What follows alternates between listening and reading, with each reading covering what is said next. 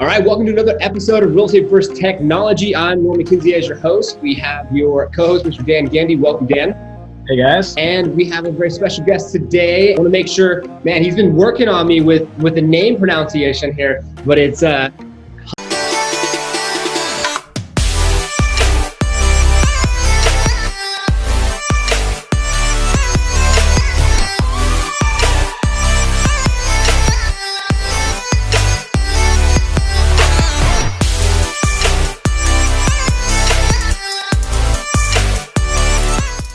Hans?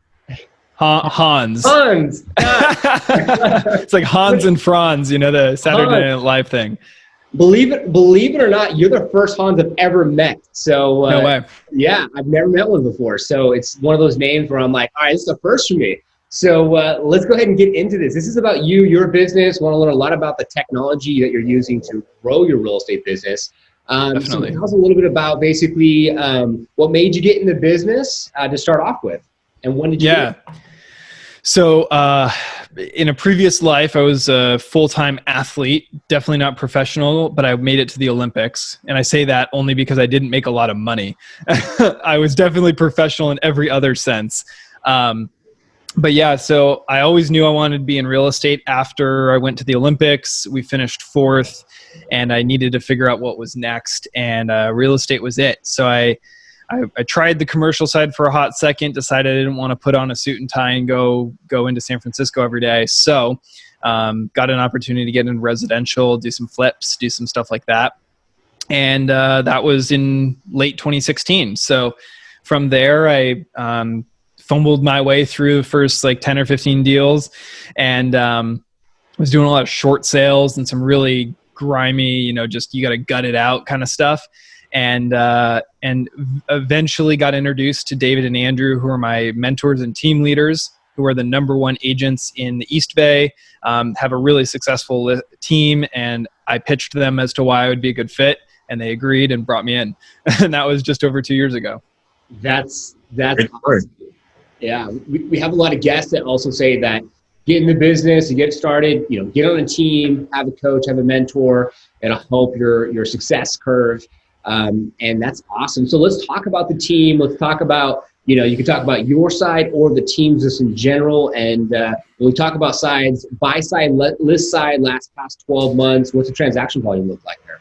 Yeah, man. I've got my spreadsheets in front of me. So right now, based on what's closed or in escrow, I'm at 17 sides. Nice.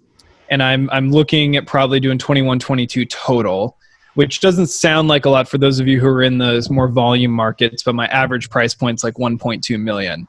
So I'm definitely playing in a higher price point, which, you know, works out nicely. So I do less transactions, but gosh, they are stressful sometimes. I was going to say that the higher the price point, the more the stress typically. But you know what's interesting is I just was fortunate enough to close a deal yesterday that was a $3.6 million purchase. It was the highest sale in the city of Alameda where I live in the history, and that was the easiest deal I've ever closed. So sometimes it averages out. Wow, that's amazing. And you know what? Actually, you know, kudos to you. You're doing a great job. You know, there's a lot of agents out there that are kind of just doing 1 or 2 deals here or there. So you're definitely have a good trajectory, and that's amazing. It seems like you've only been in the business for so long. So that's awesome. And I'm sure it contributes to the team, right? And having a good team behind it as well. Yeah, so the team last year in 2019 did 186 million and I think like 120 something sides. I don't know exactly what the number was. And we are tracking to go over 200 million this year. Wow, that's awesome. Good for all of y'all. That's amazing. So let's get into a little bit more of like you and your business. So what do you do that separates you from the rest of the agents out there?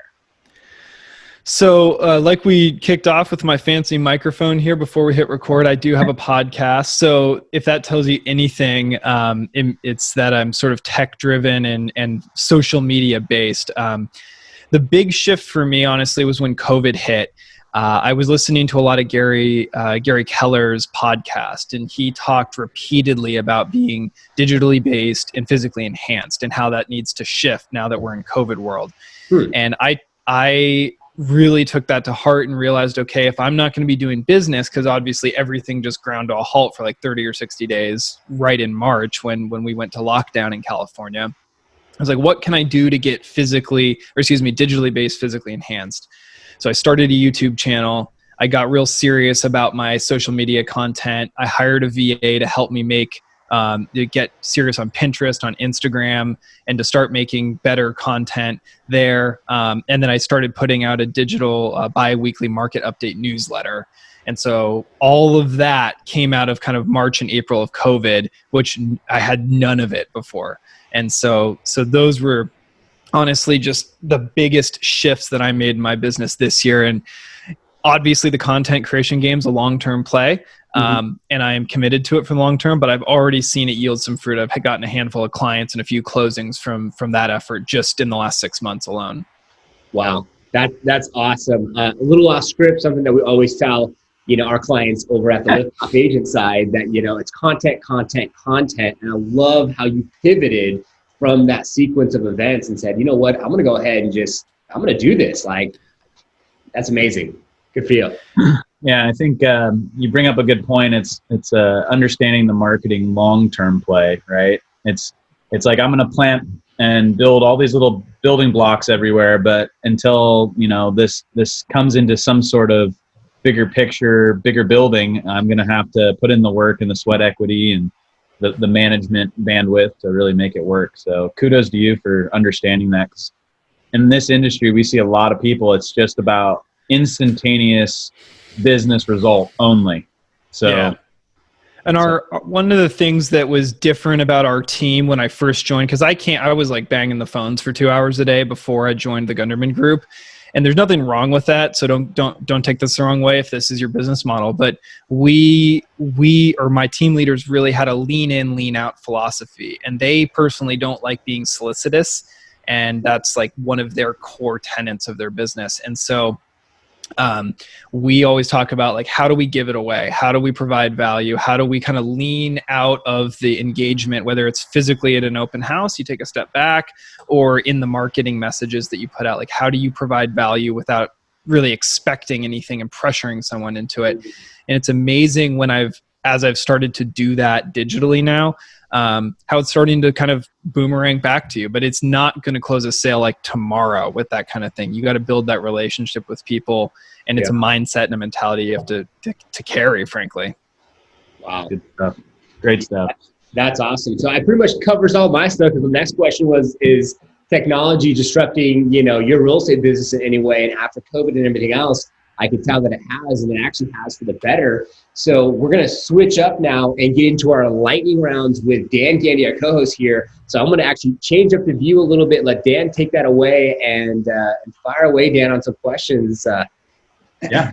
So the lightning round, purpose of this lightning round is to inform our audience and be as just transparent as possible about, is it what tool, what answer, and we can get through it quickly. Because I think really what people want to hear from any type of podcast is they pull the golden nuggets out, but really they also want to see of like what they're doing or what other services in tech they should be using in their business. So let's just start out with what is your number one lead source currently? Number one lead source is the sphere of influence that I brought, plus what the team brings. Like that is producing by far and away more leads than anything else. Perfect. And you may have already answered this, but you currently cold call or prospect? Not in that sense. Not like I'm not banging the phones like I used to. No. Cool. Direct mail? Are you sending out circle prospecting or any farm mailings? I was farming, but I stopped with COVID. Frankly, it felt a little bit like a time that we needed to shift our messaging. And now I'm back to, just listed, just sold, and that sort of farming efforts around listings specifically. Awesome. And is your team generating inbound SEO driven or website submission lead gen from their basically from website or whatever they're doing online? Yeah, we're in the process of rebuilding the website. What we have up right now as a team is no one's particularly happy with it. So we are that is a gap that we're trying to fill right now. Awesome. Number one technology tool that you use in your business, either for productivity or for lead gen, whatever it is. The thing that comes to mind right now is Calendly. That thing is killing it for me, right? I got on Calendly early because I got it for my podcast to book people, but then I created an account for real estate and I started using it to book showings and stuff. And like, oh my gosh, saves so much back and forth. We were just talking about that yesterday and importing that into a funnel management. So that's awesome. And then newest technology that you're kind of dabbling with, or maybe interested in dabbling with.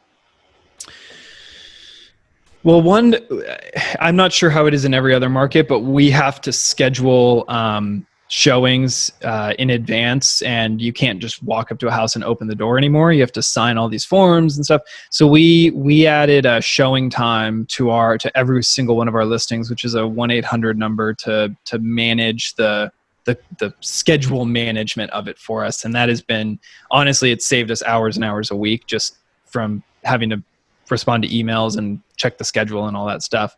As far as something new that I'm looking at, I'm always looking at ways to sort of boost social media presence to make the posting easier and more efficient. And really, it's not a technology. It's like I'm investing in VAs and training good, awesome people who don't live in the United States to help me find efficiencies and build a small team inside of the team that I'm on. So if you want to call that a technology, I have 2 VAs right now, and they're both awesome. That's great. And then if you can share with us, if you can't share with us, what CRM are you currently using? We're at Keller Williams, so we use the Command CRM. Awesome. And then any time organization, Google Calendar, what do you do to organize your day or week? Yeah, man, I live and die by my calendar. I've got, my real estate practice. I've got my personal life. I've got another podcast related business that I'm affiliated or co-founded and I'm running. If it's not on my calendar, it doesn't exist. And I truly make that a priority. I make that clear to my clients. I make that clear to, my colleagues, coworkers, my partners in the other business. Like, it's got to get on that calendar. And if it doesn't, I don't even know that it's a thing. So it's just simply, having the visualization and then having to physically click approve or not if something's coming up, and just live and die by that. That's great stuff. Well, thank you for the lightning round. I'll pass it back to Norman here. That was awesome. So it was our first time going through that lightning round as we're changing the cadence up here with Real Estate First Technology. So that was awesome, man. Fantastic. So the last couple of questions we have before we close out the show. Would you consider yourself an expert in any specific area or an authority in a specific area? Have you taken that approach? I suppose people would call me an expert relative to like the folks in my office in the general industry on, social media, posting, creating content, that sort of thing. Because there's not that many people that I know doing it in my market. Going back to your question about differentiation. Yep. I have a desire to work towards mastery of many things. The listing process is definitely the one thing that I'm really focused on over the next, or going to continue to focus on to master, because my team leaders, they want to retire at some point and they need to pass the reins. So I'm seriously becoming a student as much as I can of mastering that listing process. That's awesome. That's fantastic. No, I love that, right? And then you have that light at the end of the tunnel where you potentially could explore that world of maybe being the next new team lead. That's awesome.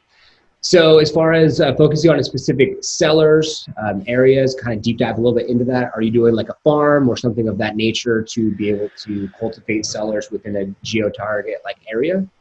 Yeah, I don't have a farm per se. I have tried farms. One of the challenges with our geography is it's historically quite low turnover. I mean, if we're in any given neighborhood 5% or more, it's a lot.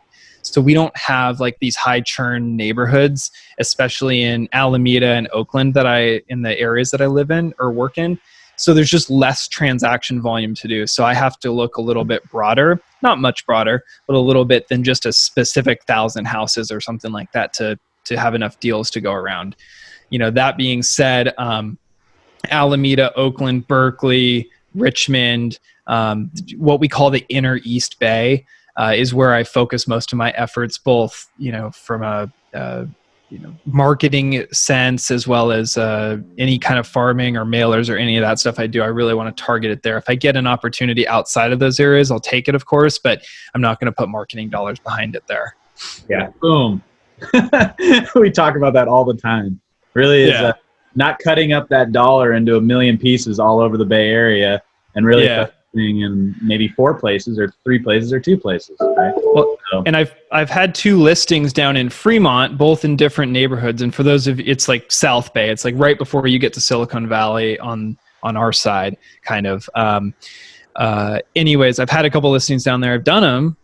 I just didn't put any money into, farming the area after the fact, even though we did well on the market and everyone was happy. It says, I don't want to drive down there. I don't want to, learn a whole new market, et cetera, et cetera. So I've just really started to I know the area that I want to know really, really well. And I want to just be the authority there as much as I can. Man, great stuff here, man. This is one of the best podcasts we've had. No joke, in terms of thank you. Your ability to break down real estate as not only transactionally, but marketing focused. I think that's where we see a divide in this industry, where it's about money, right? That's all we're in this for, right? Yeah. Well, Norman, going back to your question, like, what am I an expert on? I would say I'm an expert on learning, and learning really fast. It's something that I, as an athlete, obviously you want to be coachable and apply the things your coaches are telling you, so you can move up, you can win the race, you can do whatever you need to do. Yeah. And I've just taken that mentality and applied it back to my real estate practice. And like, one of the biggest compliments I've ever been given by my team leader was like, I've never seen anybody learn, internalize, and turn it around into their practice as quickly as you have. And I take that really seriously, because like, my learning curve has been so steep, and I've now gotten to a place where I'm in, I think last year I almost did 20 million. This year I'm going to do probably 26, 27 million, and hitting income goals and all that fun stuff because of the learning and application that I've done. So if you want to work on one skill out there, learn how to learn. I love that. That actually goes into our next thing, which, what is your secret weapon? And that's basically what you just said. Dude, I just answered your question. I beat you to it. I'm sorry. I stole your thunder. But yeah, that's totally, I mean, that and like question asking. Like, if you can be a student of learning how to ask questions of your clients, of your team members, of your colleagues, like, you will get really far with just that ability alone. Yeah, exactly. And one thing that I would love for our listeners and viewers to take from this is the fact that you're looking at your business as a business. It's not a hobby. It's not like, hey, I'll just do one deal here, one deal there, buy a new car, it's whatever. Like, we asked you the farm question. You said, well, it's a 5% turn, so I have to go a little bit wider. 1,000 homes isn't sufficient. I have gone outside, but it wasn't something I wanted to do. And I just, appreciate your approach and your cadence. And for the listeners and viewers out there, if you can like learn to learn and apply quick, you'll have more massive success. So thank you so much for all that. We're now at the part of the show where the floor is open, and we would love for you to go ahead. And is there something you're working on, something you want the viewers and listeners to take from this podcast? You want to plug your information, and maybe there's a buyer out there? Go ahead. The floor is yours, man.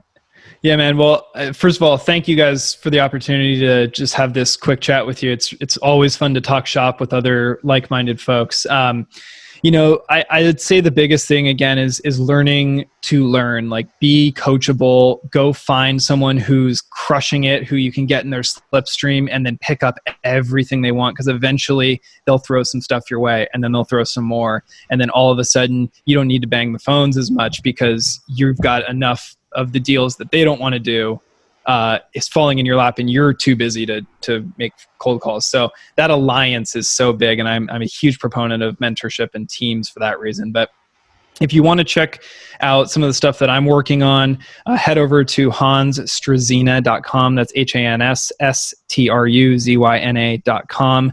I've got my YouTube, Instagram, all that kind of stuff on there. You can see the type of videos I'm making, the type of content I'm producing. And then hit me up if you want to talk about VAs or any of the other stuff that I'm doing. And obviously, if you've got some referrals coming into the East Bay of the Bay Area, let me know. I'm happy to do a commission referral all day. I love it. And we'll have all your links below so they can go ahead and be able to check you out, make it even more simple for anyone who's maybe on their computer or a smartphone. So, well, that concludes our podcast. Thank you so much, Dan, for co-hosting. We appreciate it. Right, great to meet you. And thank you so much, Hans, right? Yeah, right? You nailed it that time. I knew it. Plus, you just said it. So I was like, all right, I'm good. And thank you so much for our listeners and viewers. It's our intention for you to take something from today's podcast that you can apply to your business, have more massive success. And we'll see you on the next one.